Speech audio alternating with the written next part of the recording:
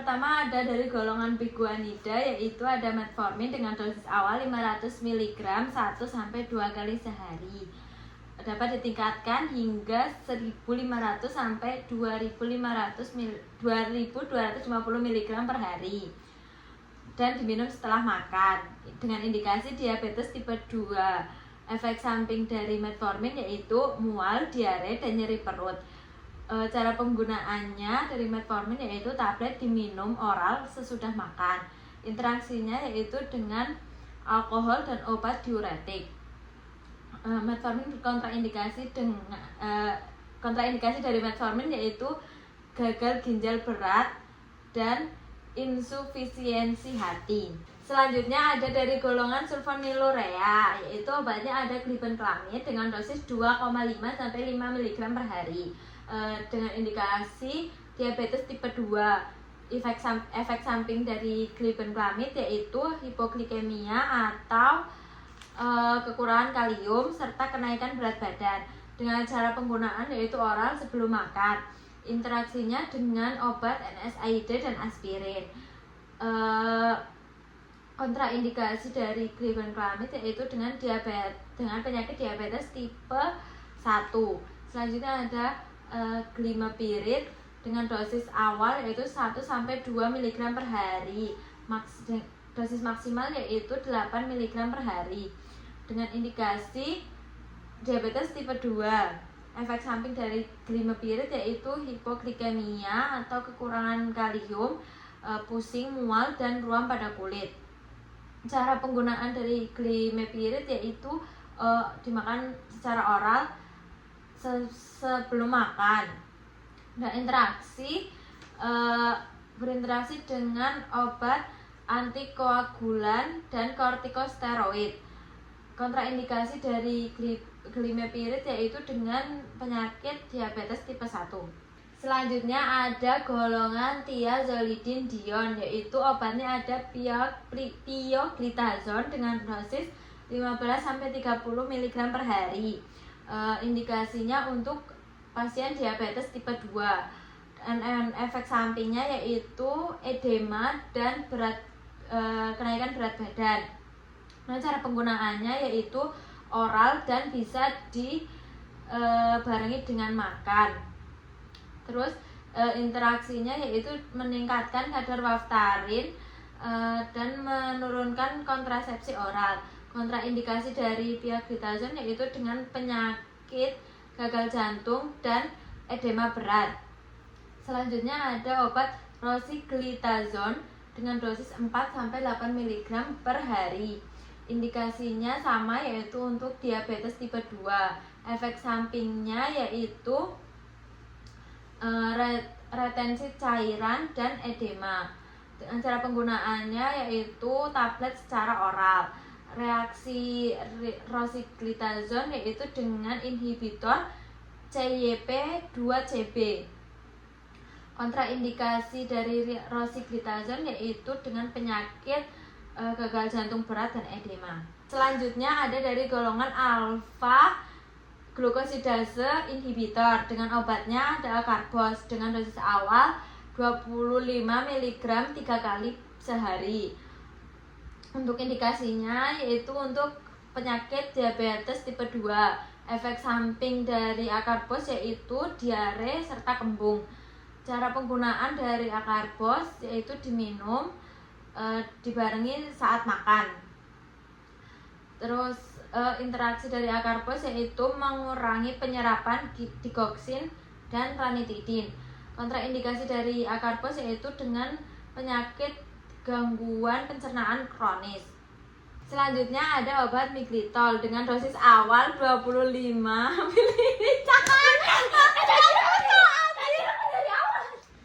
Yang kedua ada obat miglitol dengan dosis awal 20 mg per 3 kali sehari. Nah, indikasinya sama yaitu untuk diabetes tipe 2. Efek sampingnya sama dengan acarbose yaitu diare dan kembung. Cara penggunaannya dikonsumsi secara oral sebelum makan.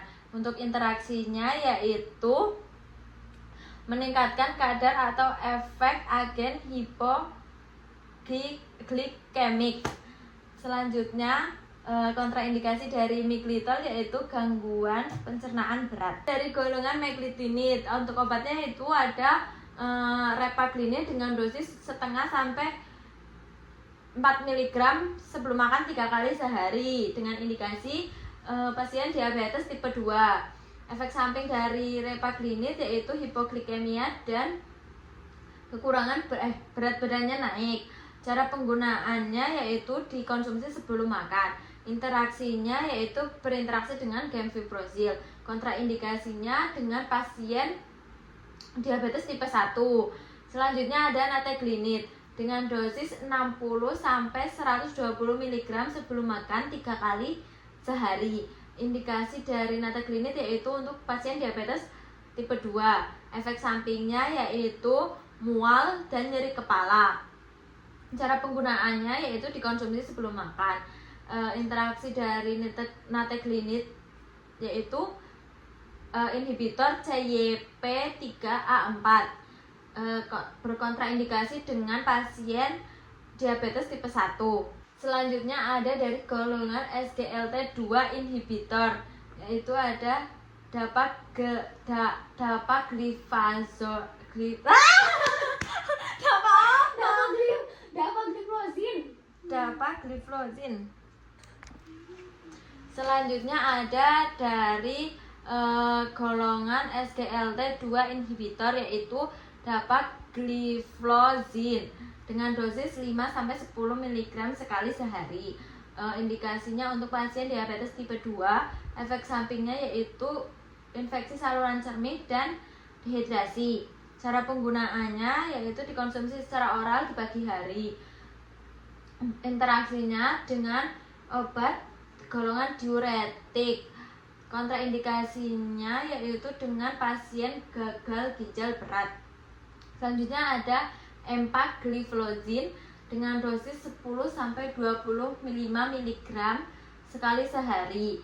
Indikasinya untuk pasien diabetes tipe 2 dan kardiovaskular.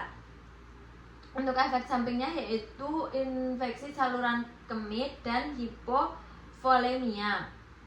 Cara penggunaan empagliflozin yaitu dikonsumsi secara oral sekali sehari. Untuk interaksinya yaitu berinteraksi dengan obat-obatan golongan diuretik. Kontraindikasinya yaitu dengan pasien gagal ginjal stadium berat. Selanjutnya ada canagliflozin dengan dosis 100 sampai 300 mg sekali sehari. Untuk indikasinya yaitu untuk pasien diabetes tipe 2 dan pencegahan kardiovaskular. Efek samping dari canagliflozin yaitu infeksi saluran kemih. Cara penggunaannya yaitu dikonsumsi secara oral. Interaksinya yaitu dengan obat-obatan golongan diuretik. Kontraindikasinya yaitu berkontraindikasi dengan pasien gagal ginjal berat. Selanjutnya ada dari golongan insulin. Yang pertama yaitu ada insulin glargine dengan dosis 10 sampai 20 unit sekali sehari dan bisa digunakan secara individual. Untuk indikasinya yaitu untuk penyakit diabetes tipe 1 dan tipe 2. Untuk efek sampingnya yaitu hipoglikemia atau kekurangan kadar gula. Cara penggunaannya yaitu disuntikan secara subkutan. Untuk interaksinya yaitu berinteraksi dengan golongan sulfonylurea dan beta blocker. Kontraindikasinya yaitu berkontraindikasi dengan pasien hipoglikemia akut. Selanjutnya ada insulin lispro dengan dosis 0,1 sampai 0,2 unit per kilogram berat badan sebelum makan. Untuk indikasinya bisa digunakan oleh pasien diabetes tipe 1 dan tipe 2. Untuk efek sampingnya yaitu hipoglikemia atau kekurangan kadar gula. Cara penggunaannya yaitu disuntikan secara subkutan juga. Interaksinya yaitu berinteraksi dengan obat golongan sulfonylurea dan beta blocker. Kontraindikasinya yaitu dengan pasien hipoglikemia akut. Selanjutnya ada humulin atau insulin reguler. Dengan dosisnya variatif, bisa 30 menit sebelum makan. Untuk indikasinya yaitu bisa digunakan untuk pasien diabetes tipe 1 dan tipe 2. Efek sampingnya yaitu hipoglikemia. Cara penggunaannya yaitu disuntikan secara subkutan. Interaksinya yaitu dengan obat golongan sulfonylurea dan beta blocker. Kontraindikasi dari humulin yaitu pada pasien berpenyakit hipoglikemia akut. Selanjutnya ada golongan DPP-4 inhibitor, yaitu ada sitagliptin dengan dosis 100 mg sekali sehari. Untuk indikasinya yaitu untuk pasien diabetes tipe 2. Efek samping dari sitagliptin yaitu infeksi saluran pernapasan dan sakit kepala. Cara penggunaannya secara oral. Interaksinya yaitu berinteraksi dengan obat golongan sulfonylurea dan insulin. Untuk kontraindikasinya yaitu pada pasien yang mengidap hipersensitivitas dan gangguan ginjal berat. Selanjutnya ada obat saxagliptin dengan dosis 5 mg sekali sehari. Indikasinya untuk pasien diabetes tipe 2 dengan efek samping infeksi saluran napas dan sakit kepala. Cara penggunaannya yaitu dikonsumsi secara oral. Interaksinya yaitu dengan obat golongan sulfonylurea dan insulin. Kontraindikasinya yaitu berkontraindikasi pada pasien hipersensitivitas. Selanjutnya ada linagliptin dengan dosis 5 mg sekali sehari. Untuk indikasi pasien diabetes tipe 2. Efek sampingnya yaitu sakit kepala dan nasofaringitis. Cara penggunaannya yaitu dikonsumsi secara oral. Interaksinya yaitu berinteraksi dengan golongan obat sulfonylurea dan berkontraindikasi pada pasien hipersensitivitas. Selanjutnya ada alogliptin dengan dosis 20 mg sekali sehari. Bisa disesuaikan jika mengidap gangguan ginjal. Untuk indikasinya yaitu untuk pasien mengidap penyakit diabetes tipe 2. Efek sampingnya yaitu sakit kepala dan mual. Untuk cara penggunaannya yaitu dikonsumsi secara oral. Interaksinya yaitu dengan golongan obat sulfonylurea. Berkontraindikasi dengan pasien mengidap penyakit hipersensitivitas. Selanjutnya ada dari golongan GLP-1 reseptor agonis, yaitu ada exenatide dengan dosis 5-10 mikrogram 2 kali sehari. Untuk indikasinya diabetes tipe 2. Efek samping dari exenatide yaitu mual, muntah, dan diare. Cara penggunaannya disuntikan secara subkutan. Untuk interaksinya yaitu menurunkan penyerapan obat oral tertentu. Kontraindikasinya yaitu berkontraindikasi dengan pasien berriwayat penyakit pankreatitis dan gagal ginjal berat. Selanjutnya ada liraglutid dengan dosis 0,6 sampai 1,8 mg sekali sehari. Untuk indikasinya pasien diabetes tipe 2. Efek sampingnya yaitu mual, muntah, dan diare. Cara penggunaannya yaitu disuntikan secara subkutan. Interaksi dari liraglutid yaitu risiko hipoglikemia dan sulfonylurea atau insulin. Kontraindikasinya yaitu berkontraindikasi dengan pasien yang mengalami kanker medular tiroid. Yang selanjutnya yaitu ada dulaglutid dengan dosis 0,75 sampai 1,5 mg sekali dalam seminggu. Indikasinya yaitu untuk pasien diabetes tipe 2. Efek sampingnya mual dan muntah. Cara penggunaannya yaitu disuntikan secara subkutan. Interaksinya yaitu risiko hipoglikemia. Kontraindikasinya yaitu untuk pasien kanker medular tiroid. Untuk obat saluran pernapasan yaitu yang pertama ada dari golongan sabar. Obatnya yaitu ada salbutamol dengan indikasi untuk asma dan PPOK dengan dosis inhalasi 100-200 mikrogram tiap 4-6 jam sesuai kebutuhan. Untuk efek sampingnya yaitu tremor, takikardia, dan sakit kepala. Untuk interaksinya yaitu berinteraksi dengan obat beta blocker dan diuretik. Kontraindikasinya yaitu hipersensitivitas dan takikardia proksimal.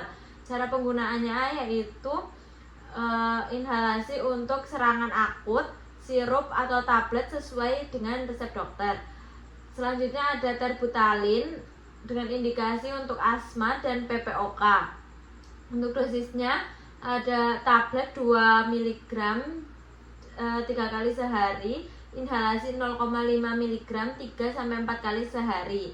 Efek sampingnya yaitu tremor, sakit kepala, dan kram otot. Untuk interaksinya yaitu berinteraksi dengan obat-obatan golongan beta blocker dan diuretik. Untuk kontraindikasinya yaitu berkontraindikasi dengan pasien yang mengidap hipersensitivitas dan takikardia. Cara penggunaannya yaitu melalui inhalasi atau oral sesuai dengan petunjuk dari dokter. Selanjutnya ada fenoterol yaitu dengan indikasi serangan asma dan bronkospasma dengan dosis inhalasi 100-200 mikrogram tiap 4-6 jam. Efek sampingnya yaitu tremor, takikardia, dan sakit kepala. Selanjutnya ada fenoterol dengan indikasi untuk penyakit serangan asma dan bronkospasme dengan dosis inhalasi 100-200 mikrogram tiap 4-6 jam. Untuk efek sampingnya yaitu tremor dan sakit kepala. Interaksinya yaitu dengan golongan SABA yang lain. Kontraindikasinya berkontraindikasi dengan pasien mengidap hipersensitivitas. Cara penggunaannya melalui inhalasi. Selanjutnya ada dari golongan laba yaitu salmeterol. Indikasinya pengontrol jangka panjang asma dan PPOK. Untuk dosisnya yaitu inhalasi 50 mikrogram tiap 2 kali sehari. Efek sampingnya yaitu tremor dan sakit kepala. Interaksinya yaitu berinteraksi dengan golongan beta blocker dan beberapa obat dari golongan antidepresan. Untuk kontraindikasinya yaitu takikardia dan hipersensitivitas. Cara penggunaannya yaitu secara inhalasi sebanyak 2 kali sehari. Selanjutnya ada formoterol. Untuk indikasinya yaitu untuk penyakit asma dan PPOK dengan dosis 12 mikrogram 2 kali sehari secara inhalasi. Efek sampingnya yaitu tremor, sakit kepala, dan mual. Interaksinya yaitu berinteraksi dengan beta blocker dan golongan laba yang lain. Kontraindikasinya hipersensitivitas. Cara penggunaannya yaitu secara inhalasi. Selanjutnya ada dari golongan kortikosteroid. Yang pertama yaitu ada budesonid dengan indikasi inflamasi asma PPOK dengan dosis inhalasi 200-800 mikrogram per hari tergantung dengan keparahan yang diderita pasien. Efek sampingnya yaitu iritasi tenggorokan. Interaksinya yaitu hipokalemia bila digunakan bersama dengan beta agonis atau diuretik. Kontraindikasinya yaitu berindikasi dengan pasien mengidap infeksi fungi sistemik. Cara penggunaannya yaitu secara inhalasi. Selanjutnya ada dari golongan kortikosteroid sistemik, yaitu ada metilprednisolon. Indikasinya untuk penyakit asma berat dan inflamasi sistemik. Dosisnya yaitu variatif sesuai dengan kebutuhan medis. Efek sampingnya yaitu hiperglikemia atau kelebihan kalium, hipertensi dan osteoporosis. Interaksinya yaitu berinteraksi dengan obat-obat antidepresan, diuretik dan obat-obat NSAID. Kontraindikasinya yaitu dengan infeksi yang tidak bisa diobati. Cara penggunaannya yaitu secara oral atau injeksi sesuai dengan arahan dokter. Selanjutnya ada golongan kortikosteroid inhalasi, yaitu ada flucation propionate dengan indikasi untuk asma dan PPOK kronis dengan dosis 100-500 mikrogram inhalasi per hari dengan efek samping iritasi tenggorokan dan kandidiasis. Interaksinya yaitu dengan obat antidiabetes, diuretik dan NSAID. Kontraindikasinya yaitu dengan pasien yang mengalami hipersensitivitas. Cara penggunaannya yaitu melalui inhalasi. Selanjutnya ada antihistamin gen 1, yaitu ada CTM dengan indikasi alergi atau urtikaria dengan dosis 4 mg tiap 4-6 jam. Efek sampingnya yaitu ada kantuk, mulut kering dan pusing. Berinteraksi dengan alkohol dan CNS depresan.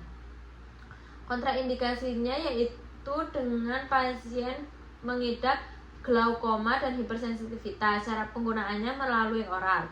Selanjutnya ada diphenhidramin.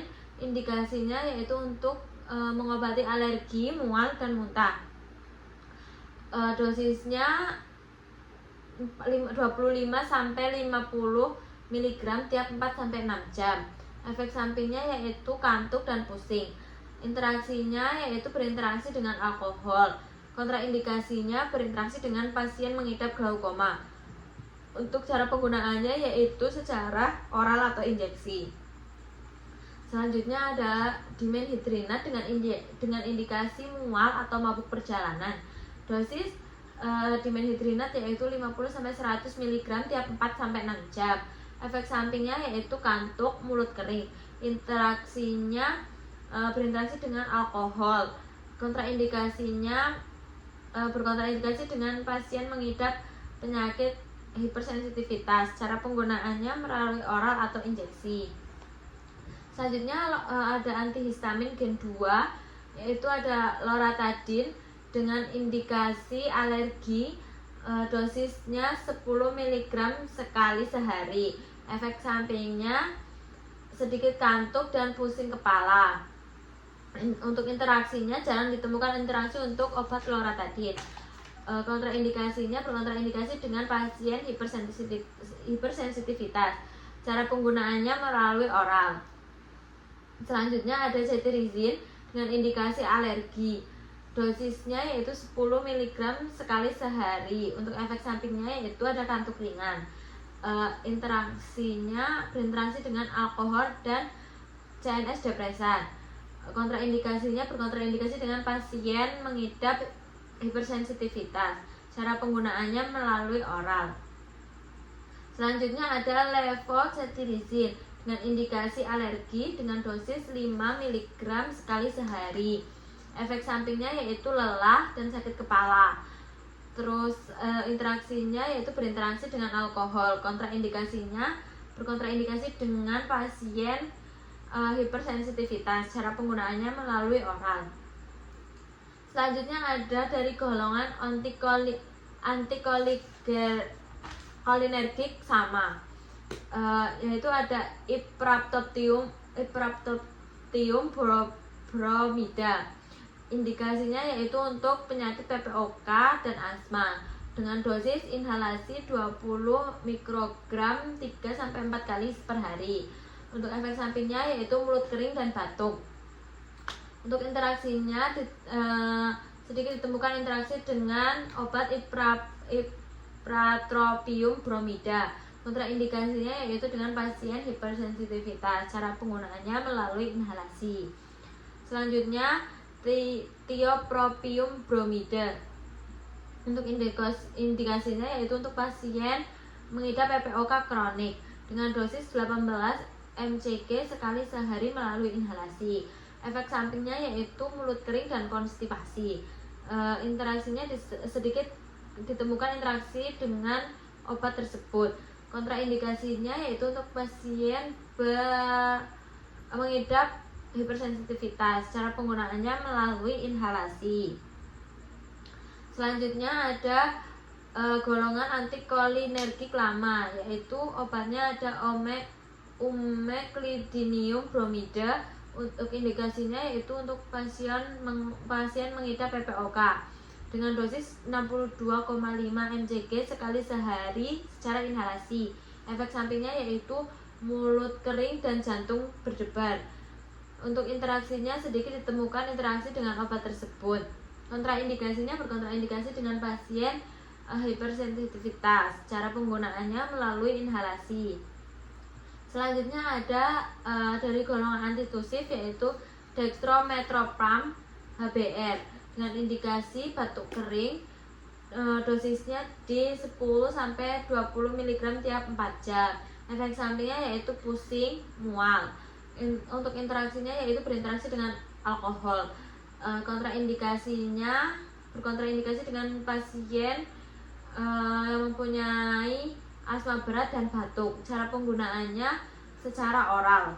Selanjutnya ada kodein dengan indikasi batuk kering berat dengan dosis 10-20 mg tiap 4-6 jam. Untuk efek sampingnya kantuk, konstipasi, dan ketergantungan. Interaksinya yaitu dengan CNS depresan. Kontraindikasinya dengan penyakit asma berat dan hipersensitivitas. Cara penggunaannya melalui oral. Selanjutnya ada levodoropropizin. Indikasinya untuk batuk kering dengan dosis 30 mg 3 kali sehari. Efek sampingnya yaitu mual. Interaksinya yaitu minim ditemukan interaksi dengan obat tersebut. Kontraindikasinya yaitu hipersensitivitas. Cara penggunaannya secara oral. Selanjutnya ada dari golongan mukolitik.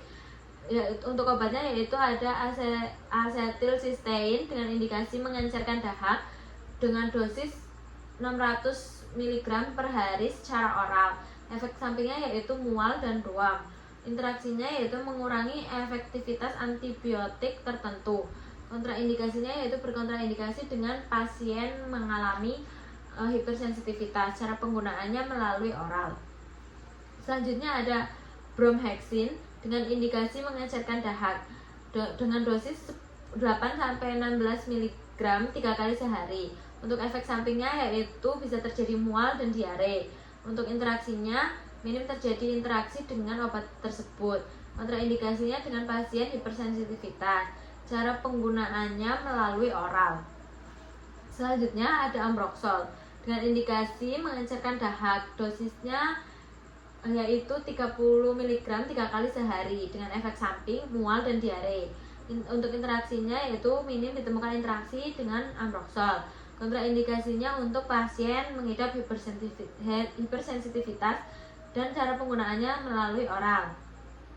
Selanjutnya ada endorstein dengan indikasi bronkitis dan PPOK. Untuk dosisnya 300 mg 2 kali sehari. Efek sampingnya yaitu bisa terjadi alergi. Untuk interaksinya minim ditemukan alergi bersama dengan obat tersebut. Kontraindikasinya yaitu hipersensitivitas. Cara penggunaannya melalui oral. Selanjutnya ada Selanjutnya ada dari golongan ekspektoran. Untuk obatnya yaitu ada guaifenesin. Untuk indikasinya ada batuk berdahak dengan dosis 200-400 mg tiap 4 jam. Efek sampingnya yaitu mual, sakit perut. Untuk interaksinya jarang ditemukan interaksi bersama obat tersebut. Kontraindikasinya yaitu berkontraindikasi dengan pasien hipersensitivitas. Cara penggunaannya melalui oral. Selanjutnya ada amonium klorida dengan indikasi mengencerkan dahak dengan dosis 200-400 mg tiap 4-6 jam. Dengan efek samping mual dan muntah. Interaksinya jarang ditemukan interaksi dengan amonium klorida. Untuk kontraindikasinya untuk pasien hipersensitivitas. Cara penggunaannya melalui oral. Selanjutnya ada golongan dekongestan, yaitu obatnya ada pseudoephedrine HCl dengan indikasi hidung tersumbat. Untuk dosisnya yaitu 60 mg tiap 4-6 jam. Untuk efek sampingnya yaitu ada peningkatan tekanan darah dan jantung berdebar. Dengan interaksinya dengan obat anti hipertensi dan MAO inhibitor. Kontraindikasinya yaitu dengan pasien hipertensi berat. Cara penggunaannya melalui oral. Selanjutnya ada phenylephrine HCl dengan indikasi hidung tersumbat dengan dosis 10 mg tiap 4 jam. Efek samping dari phenylephrine HCl yaitu pusing, jantung berdegup cepat. Dengan interaksinya yaitu antihipertensi dan MAO inhibitor. Kontraindikasinya yaitu antihipertensi. Cara penggunaannya melalui oral. Selanjutnya ada ephedrine HCl yaitu untuk indikasi hidung tersumbat dengan dosis 25-50 mg tiap 6 jam. Efek sampingnya yaitu terjadi insomnia dan hipertensi. Interaksinya dengan obat antihipertensi dan MAO inhibitor. Kontraindikasinya yaitu dengan pasien mengidap hipertensi, penyakit jantung. Cara penggunaannya secara oral. Obat-obat hormonal untuk golongannya yang pertama ada hormon tiroid dengan obatnya yaitu levothyroxine dengan indikasi mengatasi hipotiroid atau kekurangan hormon tiroid. Untuk dosisnya yaitu dosis dewasa 50-300 mcg per hari. Cara penggunaannya diminum pagi hari sebelum makan. Untuk kontraindikasinya yaitu berkontraindikasi dengan pasien hipertiroid dan gangguan jantung berat. Efek sampingnya yaitu jantung berdebar-debar, cemas, dan gemetar. Untuk interaksinya yaitu dengan obat-obat antidepresan, antikoagulan, dan teofilin. Selanjutnya ada liotironin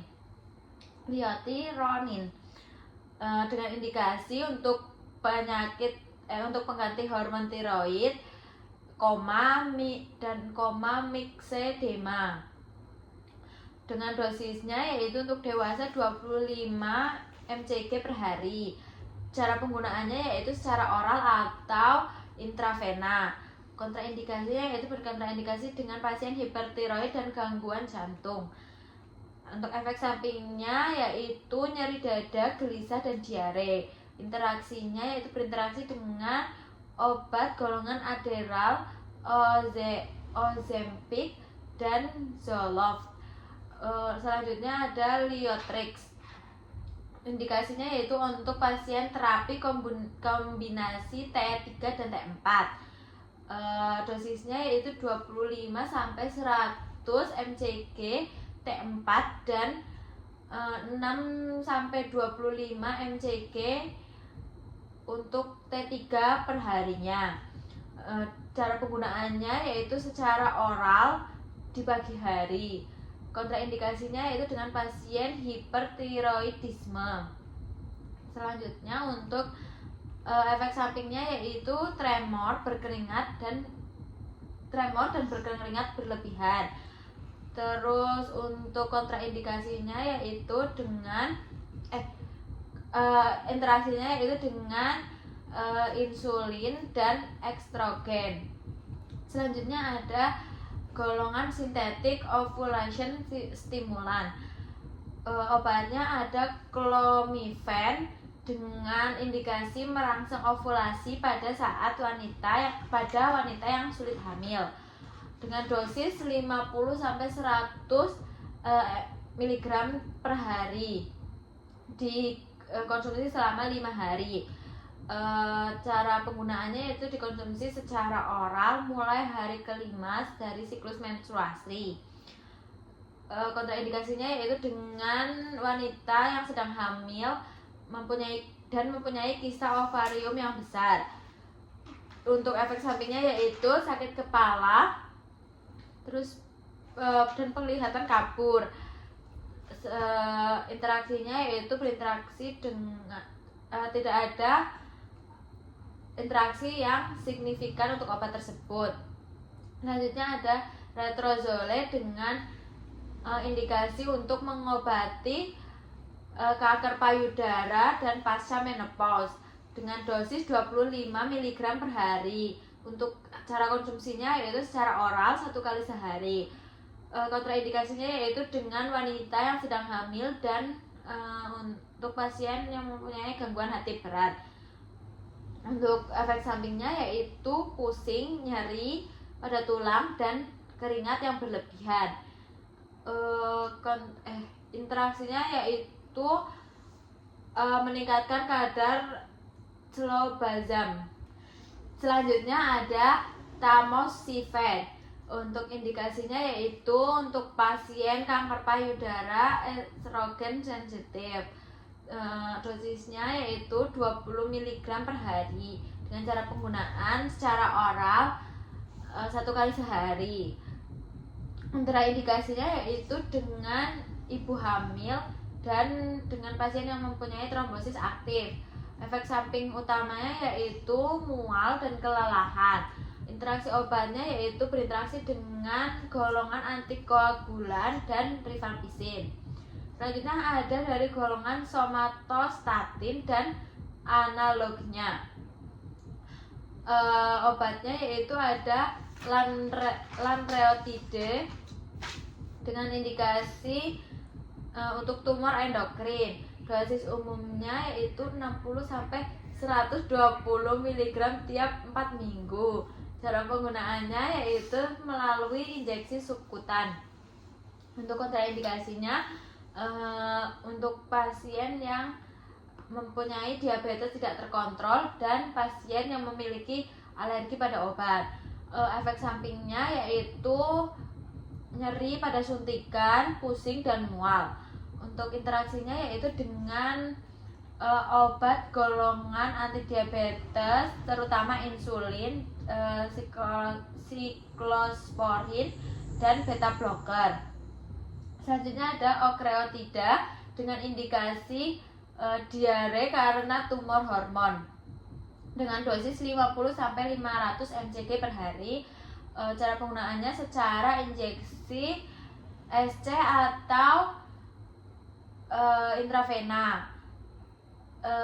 Kontraindikasinya dengan pasien yang memiliki hipersensitivitas. Untuk efek sampingnya yaitu bisa terjadi sakit perut, diare, dan gula darahnya turun. Untuk interaksinya yaitu berinteraksi dengan insulin, siklosporin, dan golongan beta blocker. Selanjutnya ada pasriotida dengan indikasi akromegali dan penyakit kasing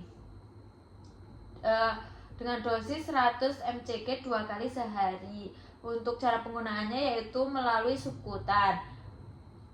Untuk kontraindikasinya yaitu untuk pasien yang mempunyai hipoglikemia berat. Efek sampingnya yaitu gula darah naik, diare, dan nyeri perut. Untuk interaksinya yaitu obat antidiabetes.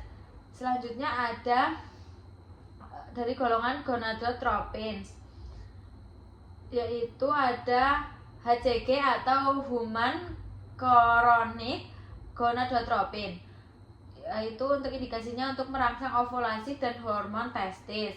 Untuk dosisnya 5.000 sampai 10.000 unit melalui intramuskular. Cara penggunaannya yaitu melalui injeksi otot atau subkutan. Kontraindikasinya yaitu untuk pasien yang mempunyai tumor hormon dan kehamilan ektopik. Untuk efek sampingnya yaitu bengkak, nyeri pada suntikan, dan pusing. Interaksinya yaitu berinteraksi dengan obat golongan ganirelix. Selanjutnya ada FSH atau Follitropins alfa atau beta. Indikasinya yaitu untuk menstimulasi folikel ovarium dengan dosis 75 sampai 300 IU per hari. Dengan cara pemakaiannya yaitu melalui injeksi subkutan. Untuk kontraindikasinya yaitu untuk penyakit tumor ovarium atau testis. Untuk efek sampingnya yaitu nyeri perut, mual, dan bengkak. Selanjutnya ada menotropin. Untuk indikasinya yaitu terapi infertilitas pada wanita. Untuk dosisnya yaitu 150 sampai 140 IU per hari. Cara penggunaannya yaitu melalui injeksi subkutan atau intramuskular. Untuk kontraindikasinya yaitu dengan pasien mempunyai penyakit kista ovarium serta wanita yang sedang hamil. Efek sampingnya yaitu nyeri pada panggul dan mual. Untuk interaksinya berinteraksi dengan golongan obat Genirelix. Selanjutnya ada dari golongan gonadotropin releasing hormone atau GnRH. Yang pertama ada gonadorelin dengan indikasi infertilitas karena gangguan hipotalamus dengan dosis 1,5 mg secara subkutan atau intravena tunggal. Cara penggunaannya yaitu melalui injeksi. Kontraindikasinya yaitu untuk wanita yang sedang hamil dan hipersensitivitas. Untuk efek sampingnya bisa terjadi sakit kepala, mual, dan nyeri perut. Interaksi obatnya yaitu dengan golongan Genirelix. Selanjutnya ada triptorelin. Untuk indikasinya yaitu pasien kanker prostat dan endometriosis. Dosis umumnya yaitu 3,75 mg intramuskular tiap 4 minggu. Cara penggunaannya melalui injeksi secara intramuskular. Kontraindikasinya yaitu dengan ibu hamil dan menyusui. Efek sampingnya bisa terjadi ruam, sesak, dan alergi berat. Interaksinya yaitu dengan golongan obat tramadol, Zempivir, dan atriamycin. Selanjutnya ada leuprolide dengan indikasi untuk pasien pubertas dini dan kanker prostat dengan dosis 3,75 sampai 7,5 mg intramuskular tiap 4 minggu. Untuk cara penggunaannya secara intramuskular. Kontraindikasinya yaitu dengan ibu yang sedang hamil dan menyusui. Untuk efek sampingnya yaitu nyeri pada suntikan. Terus interaksinya yaitu dengan golongan antidiabetes dan antidepresan. Selanjutnya dari golongan estrogen atau hormon wanita. Yang pertama ada estrogen terkonjugasi atau premagin. Untuk indikasinya yaitu terapi menopause dan atrofi pada vagina. Dosisnya yaitu 0,5 sampai 2 gram per hari yaitu untuk krim vagina. Terus cara penggunaannya yaitu melalui intravaginal. Untuk kontraindikasinya yaitu untuk pasien yang mengalami kanker payudara dan kanker hati berat. Terus efek sampingnya yaitu nyeri pada payudara dan gatal pada vagina. Untuk indikasinya yaitu interaksinya yaitu dengan pasien yang memiliki hipertensi dan hiperlipidemia. Selanjutnya ada estradiol dengan indikasi untuk terapi hormon menopause dengan dosis 1,2 mg secara oral per hari. Untuk cara penggunaannya yaitu dikonsumsi secara oral. Kontraindikasinya yaitu pada pasien yang mempunyai kanker payudara. Terus efek sampingnya yaitu bisa terjadi sakit kepala hingga keputihan. Terus interaksi obatnya yaitu dengan obat golongan CYP3A4 inhibitor. Selanjutnya ada estropipet. Indikasinya yaitu untuk hipoestrogenisme dan vaginitis atrofi dengan dosis 0,75 sampai 6 mg per hari. Cara penggunaannya melalui oral. Kontraindikasinya yaitu dengan pasien kanker rahim, efek sampingnya nyeri pada payudara dan mual. Kontraindikasinya dengan golongan antibiotik. Selanjutnya ada dari golongan kontrasepsi hormonal. Yang pertama ada norgestrel dengan indikasi kontrasepsi oral atau pil KB dengan dosis 0,075 mg per hari. Cara penggunaannya yaitu diminum secara oral tiap hari di jam yang sama. Kontraindikasinya yaitu dengan ibu hamil, pasien yang memiliki gangguan hati. Efek sampingnya yaitu ada mual, pusing, dan pendarahan tidak teratur. Interaksi obatnya yaitu dengan obat kejang, TB, dan HIV. Terus ada medroxyprogesterone dengan indikasi untuk kontrasepsi injeksi dan gangguan hati. Dosis umumnya yaitu 5-10 mg per hari atau injeksi tiap 3 bulan. Cara penggunaannya secara oral atau injeksi. Kontraindikasinya untuk pasien yang sedang hamil dan memiliki kanker payudara. Efek sampingnya yaitu pusing dan timbul jerawat serta berat badan naik. Untuk interaksinya yaitu dengan rokok dan antiretroviral. Selanjutnya ada etinilestradiol. Untuk indikasinya yaitu kontrasepsi oral secara kombinasi. Dosisnya yaitu 20-35 mcg per hari. Konsumsinya secara oral. Untuk kontraindikasinya yaitu pada pasien yang memiliki migrain berat. Terus efek sampingnya yaitu dapat mengakibatkan mual, nyeri kepala, dan mood swing atau mood berubah-berubah. Selanjutnya ada interaksi obatnya yaitu pada obat TB, anti jamur, dan obat HIV.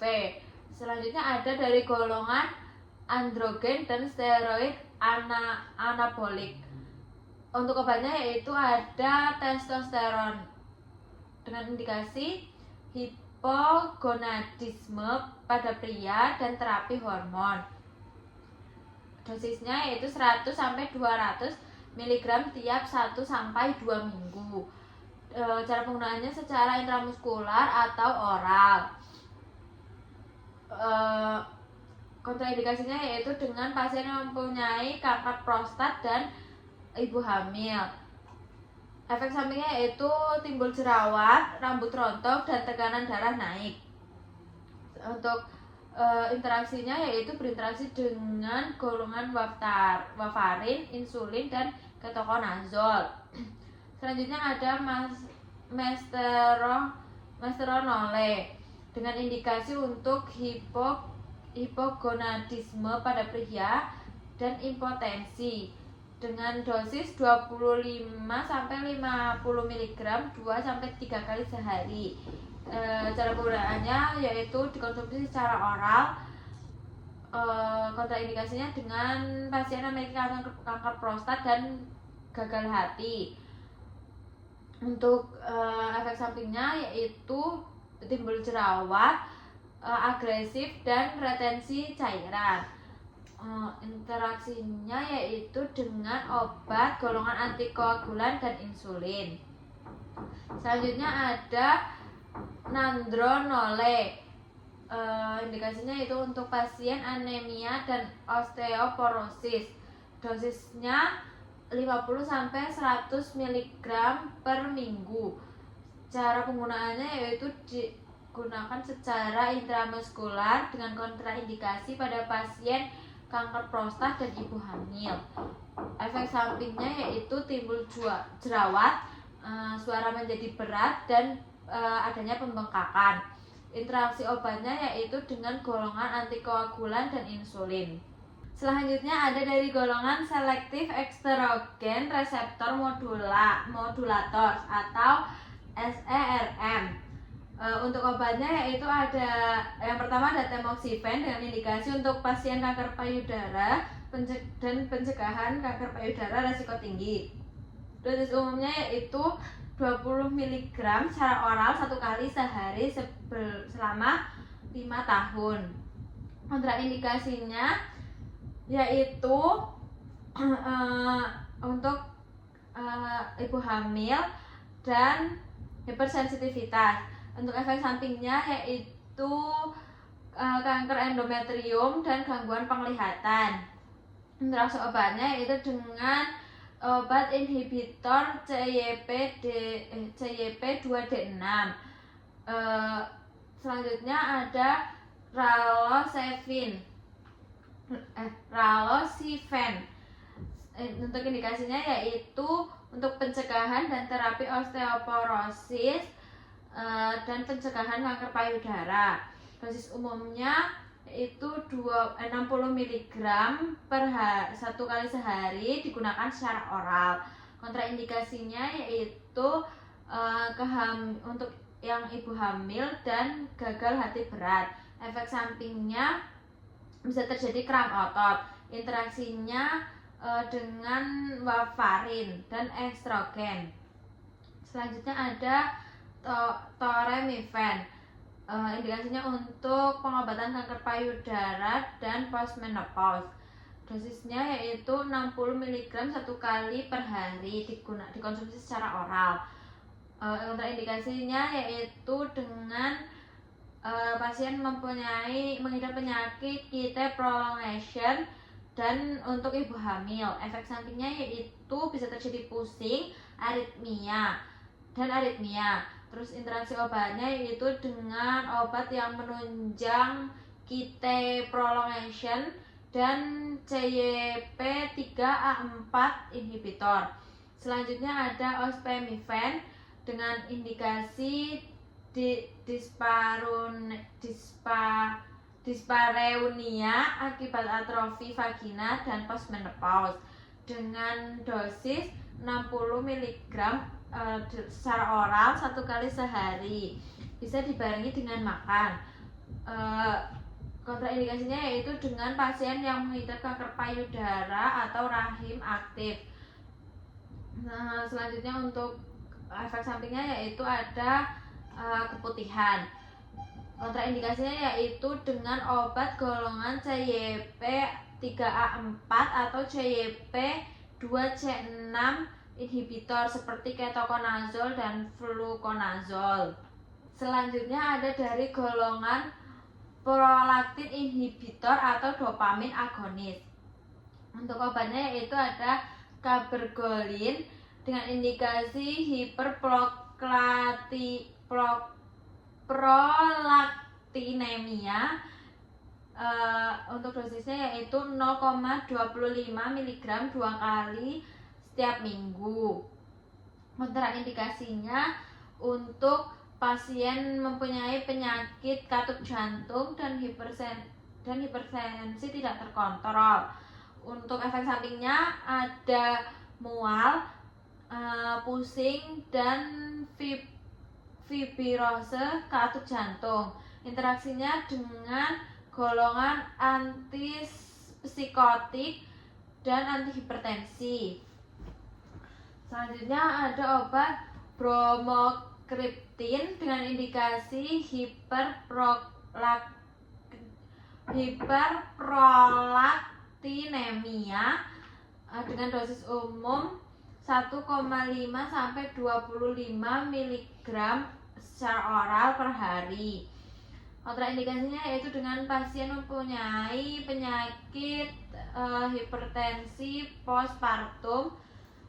Efek sampingnya yaitu mual, muntah, hipotensi dan bisa terjadi halusinasi. Untuk interaksinya yaitu dengan golongan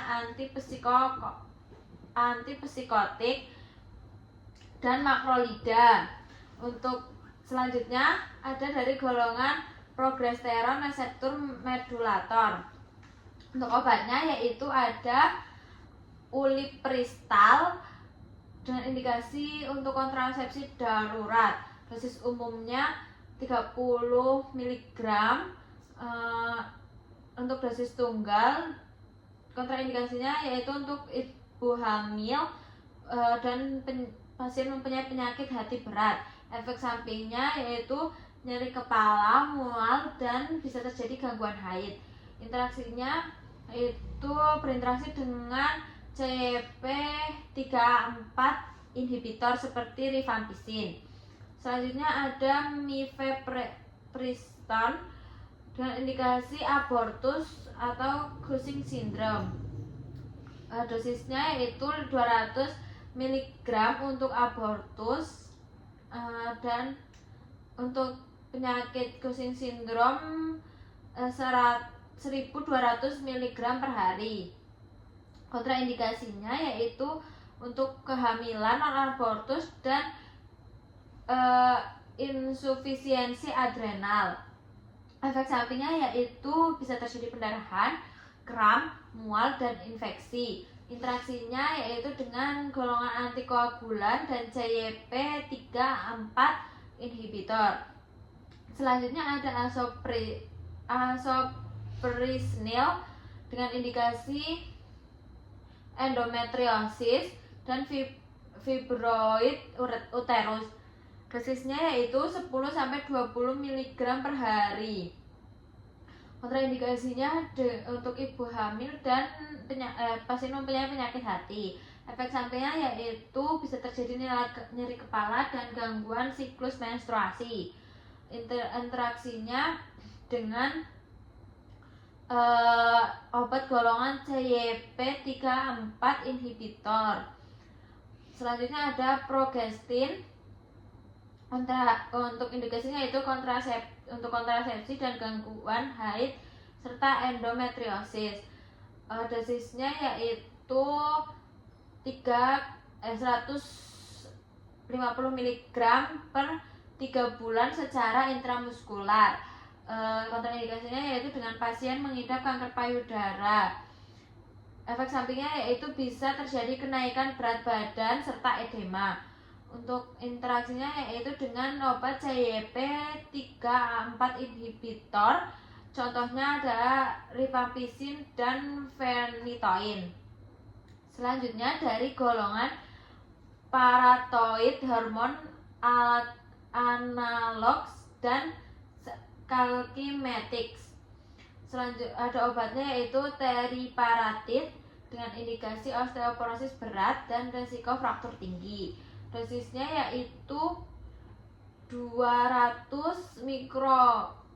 Iku apa jir ngono kuwi? Iki apa sel? Tanda apa? Mikro enggak sih, mikrogram? MCG nggak sih mikrogram? Kayak apa? Miogram. Apa jir? 20 kayak oke. Dibaca apa?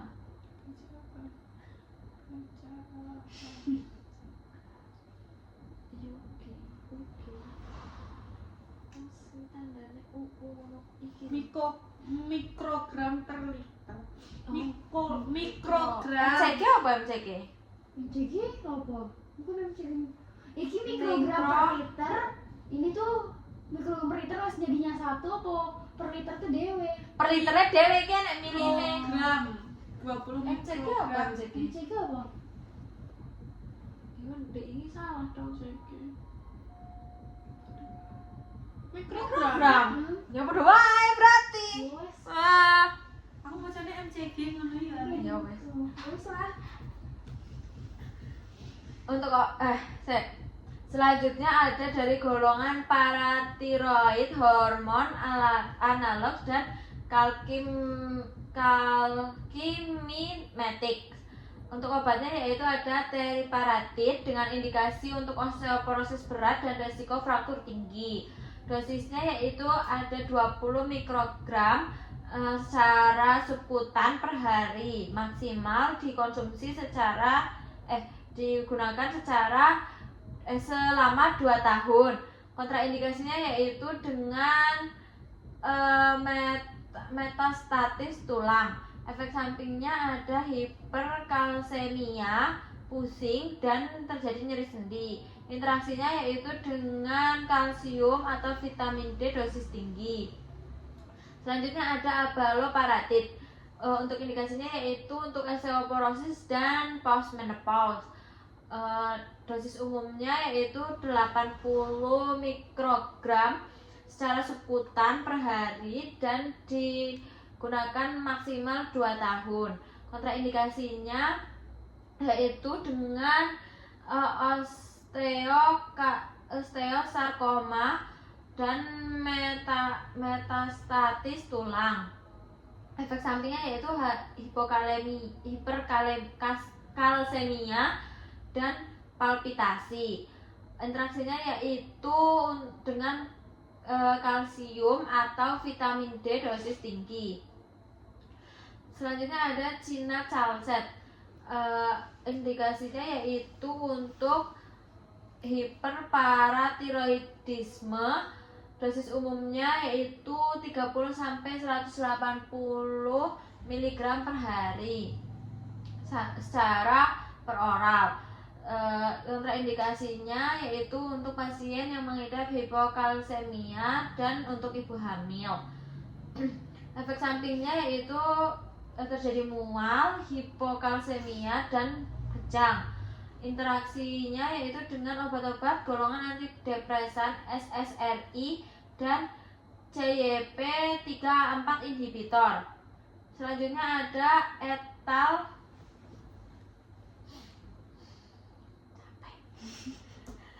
Iki masih berapa lagi setengah itu belum anjir? Anjir 30 cok. Etal mana angel etal calcetidine. Karena di sisi setengah. Selanjutnya ada etal calcetidine dengan indikasi hiperparatiroidisme. Dosisnya yaitu 5 mg secara intravena 3 kali per minggu.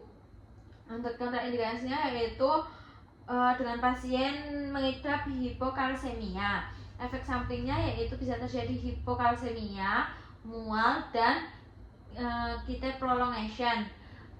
Interaksinya yaitu dengan obat-obat QT prolongation. Selanjutnya ada palopecteriparatid. Untuk indikasinya yaitu untuk osteoporosis dengan dosis 20 mikrogram secara subkutan per harinya. Ki opo sama dengan teriparatid yang dhuwur, Cuk. Wah, berarti jauh banget anjir. Sama lah ya. Palopecteriparatid.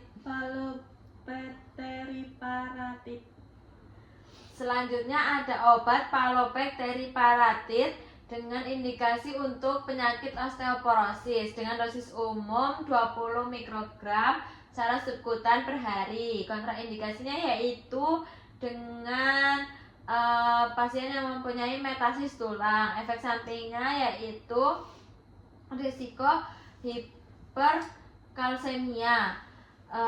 Interaksinya yaitu untuk interaksinya minim diketahui interaksi dengan obat tersebut. Selanjutnya dari golongan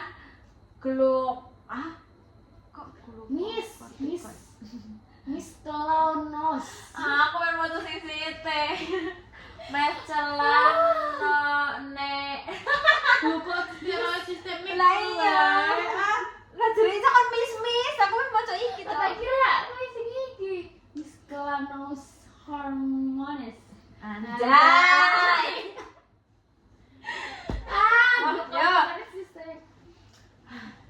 Selanjutnya ada dari golongan glukokortikoid sistemik.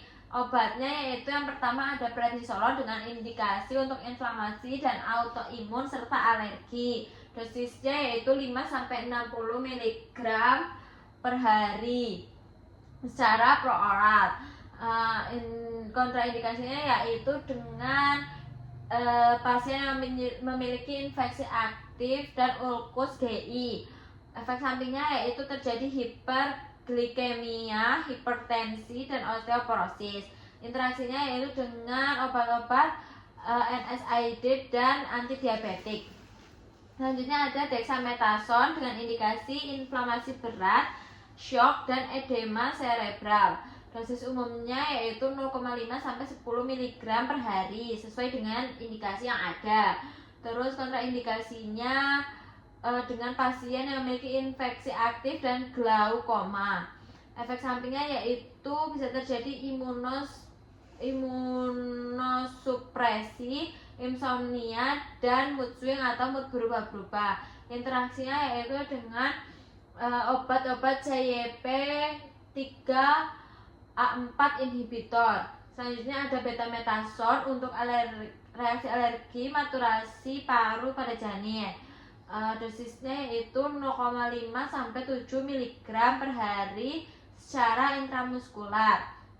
Kontraindikasinya yaitu pada pasien yang memiliki infeksi sistemik. Efek sampingnya yaitu hiperglikemia, edema, dan bisa terjadi infeksi. Interaksinya yaitu dengan obat-obat diuretik dan vaksin. Selanjutnya ada dari melanocortin reseptor agonis. Untuk obatnya yaitu ada bremelanotide dengan indikasi disfungsi seksual pada wanita dengan dosis 1,5 mg secara subkutan sebelum aktivitas seksual maksimal 1 kali 24 jam. Kontraindikasinya yaitu hipertensi tidak terkontrol dan penyakit CV. Efek sampingnya bisa terjadi mual, flushing, dan reaksi injeksi. Interaksinya yaitu dengan obat-obat antihipertensi. Selanjutnya ada setmelanotide dengan indikasi untuk obesitas genetik. Dosisnya 2-3 mg secara subkutan tiap hari. Kontraindikasinya yaitu untuk pasien hipersensitivitas. Efek sampingnya bisa terjadi pigmentasi kulit, depresi, dan mual. Untuk interaksinya yaitu tidak ditemukan interaksi yang signifikan pada obat tersebut. Selanjutnya dari golongan insulin-like growth factor. Untuk obatnya yaitu ada mecasermin dengan indikasi defisiensi IGF-1 primer. Dosisnya yaitu 0,04-0,12 mg per kilogram secara subkutan 2 kali sehari sebelum makan. Kontraindikasinya yaitu untuk hipoglikemia dan pasien yang mempunyai tumor aktif. Efek sampingnya yaitu dapat terjadi hipoglikemia dan nyeri sendi. Interaksinya dengan insulin atau antidiabetik. Selanjutnya ada mecasermin rinvabat dengan indikasi untuk IGF-1 defisiensi. Dosisnya yaitu 0,04-0,12 mg per kilogram berat badan secara subkutan 2 kali sehari sebelum makan. Kontraindikasinya yaitu untuk pasien hipoglikemia dan mempunyai tumor aktif. Efek sampingnya yaitu hipoglikemia serta nyeri sendi. Interaksinya yaitu insulin dan antidiabetik. Selanjutnya dari golongan growth hormones dan sekretagogus. Obatnya yaitu ada somatropis dengan indikasi defisiensi GH pada anak dan dewasa. Dosisnya yaitu 0,18-0,3 mg per kilogram per minggu secara subkutan dan dibagi 6-7 kali tiap minggu. Kontraindikasinya yaitu untuk pasien yang mempunyai tumor aktif dan retinopati diabetik. Untuk efek sampingnya yaitu edema dan interaksinya yaitu pada golongan steroid. Selanjutnya ada tesamorelin dengan indikasi lipodystrofi pada HIV. Dosisnya yaitu 2 mg secara subkutan per hari. Kontraindikasinya yaitu tumor aktif dan pada ibu hamil. Efek sampingnya yaitu ada edema dan eritema injeksi. Interaksinya yaitu dengan golongan insulin. Selanjutnya ada dari golongan growth hormone receptor blocker. Untuk obatnya yaitu ada pregfisoman dengan indikasi akromegali. Dosis umumnya yaitu 10 mg secara subkutan per hari. Kontraindikasinya yaitu pada hipersensitivitas dan disfungsi hati berat. Efek sampingnya yaitu peningkatan enzim pada hati, lipoglikemia, dan reaksi injeksi. Interaksinya yaitu dengan insulin dan obat-obat diabetik serta analog somatostatin. Selanjutnya ada estrogen reseptor antagonis. Untuk obatnya yaitu fulvestrant untuk indikasi kanker payudara dan postmenopause. Dosisnya yaitu 500 mg secara intramuskular tiap 2 minggu. Kontraindikasinya kehamilan dan gangguan hati berat. Efek sampingnya yaitu terjadi mual, nyeri sendi, dan peningkatan AST atau ALT. Interaksinya yaitu dengan golongan estrogen dan antikoagulan, dapat meningkatkan risiko pendarahan. Selanjutnya ada elacestrant dengan indikasi kanker payudara. Dosisnya yaitu 345 mg secara oral 1 kali sehari. Kontraindikasinya yaitu dengan pasien hipersensitivitas dan ibu hamil atau menyusui. Efek sampingnya yaitu terjadi mual dan kelelahan. Interaksinya yaitu pada CYP3/4 inhibitor seperti rifampicin.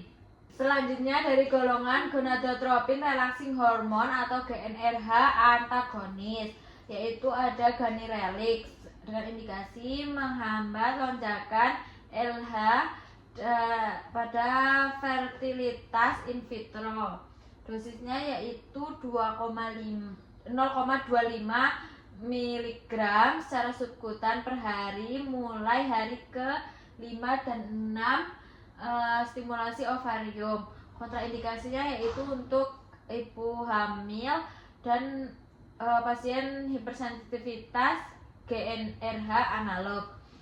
Efek sampingnya yaitu terjadi sakit kepala, nyeri perut, dan reaksi injeksi. Interaksinya yaitu tidak ditemukan interaksi yang signifikan untuk obat tersebut. Selanjutnya ada degarelix. Indikasinya yaitu untuk kanker prostat. Dosisnya yaitu dosis awalnya 240 mg secara subkutan, lalu diturunkan menjadi 80 mg per bulan. Kontraindikasinya yaitu untuk hipersensitivitas dan kehamilan. Efek sampingnya yaitu terjadi peningkatan berat badan dan interaksinya yaitu untuk obat-obat kita prolongation. Selanjutnya untuk golongan kalsitonin, obatnya yaitu ada kalsitonin. Indikasinya ada osteoporosis. Dosisnya 100 IU secara subkutan atau intramuskular per hari atau nasal spray 200 IU per hari, dengan kontraindikasi untuk pasien hipersensitivitas pada protein salmon. Efek sampingnya yaitu mual, flushing, hipokalsemia, dan iritasi hidung. Interaksinya yaitu berinteraksi dengan kalsium atau vitamin D. Selanjutnya ada dari golongan calcimimetics. Untuk obatnya yaitu cinacalcet untuk indikasi karsinoma paratinoid. Dosisnya yaitu 30 sampai 180 mg per hari secara per oral atau bisa disesuaikan.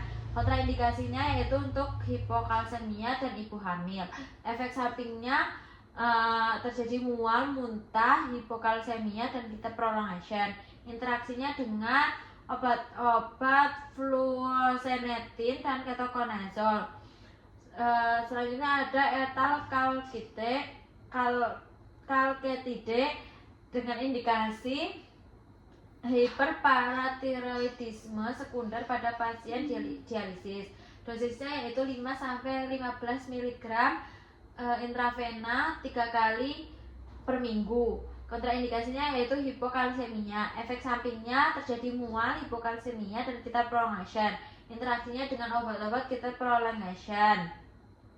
Selanjutnya dari golongan aromatase inhibitor ada letrozole dengan indikasi kanker paru dan postmenopause dengan dosis 2,5 mg secara oral 1 kali sehari. Kontraindikasinya yaitu pada ibu hamil dan pada pasien mengidap premenopause. Efek sampingnya yaitu nyeri tulang, keringat dingin, dan kelelahan. Untuk interaksinya yaitu dengan obat-obat golongan estrogen dan tamoxifen.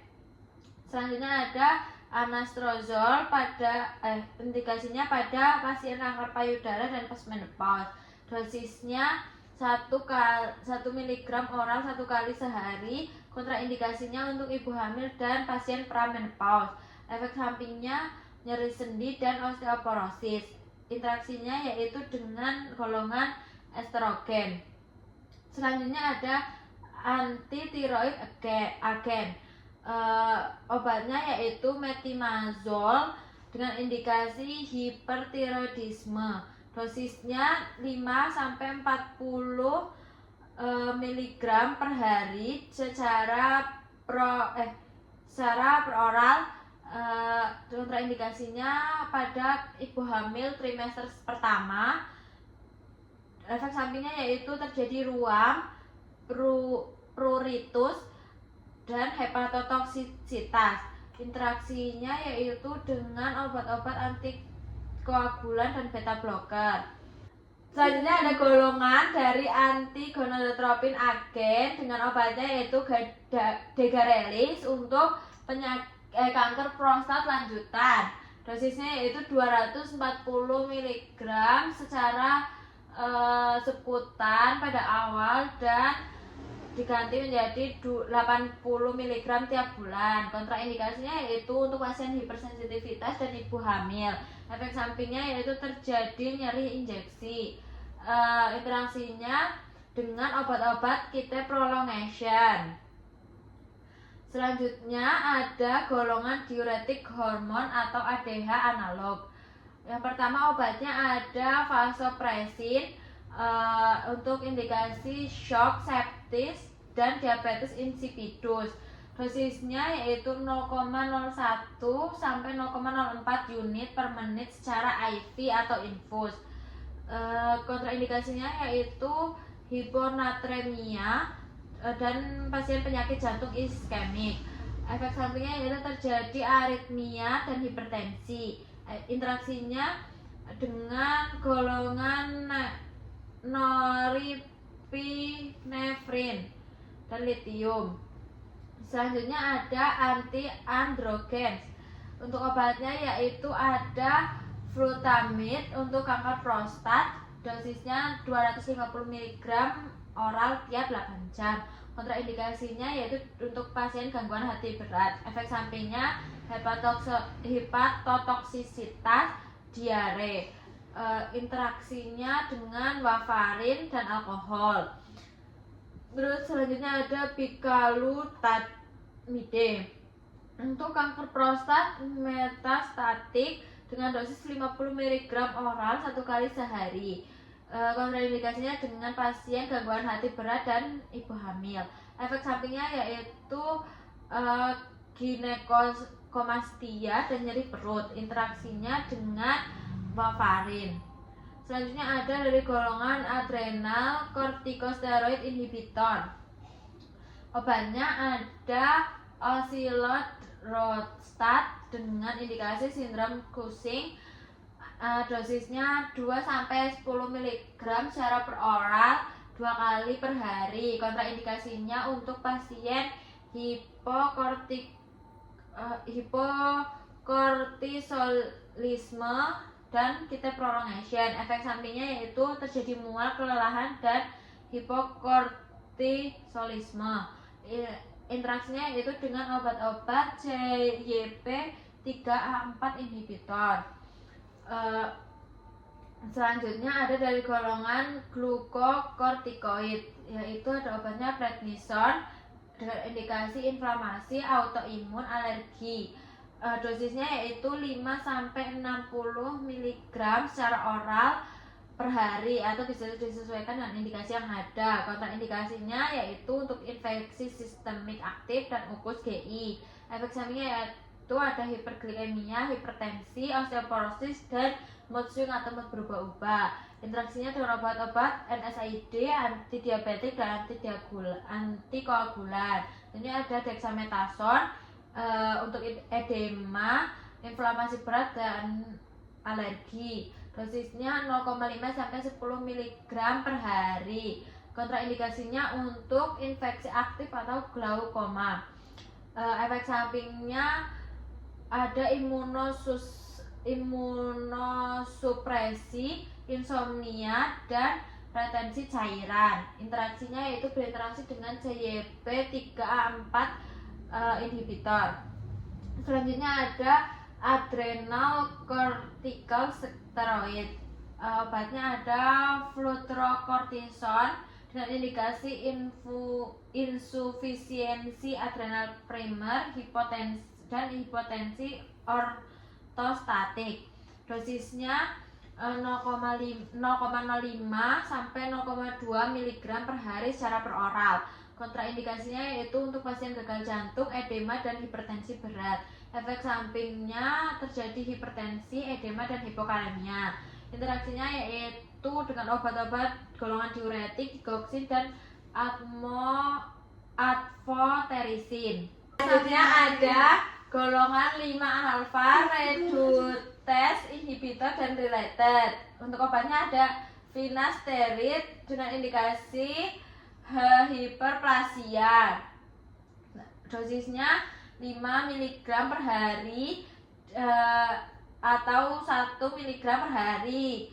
Kontraindikasinya yaitu untuk ibu hamil dan anak-anak. Efek sampingnya yaitu disfungsi seksual, ginekomastia, dan interaksinya tidak ditemukan interaksi yang signifikan untuk obat tersebut.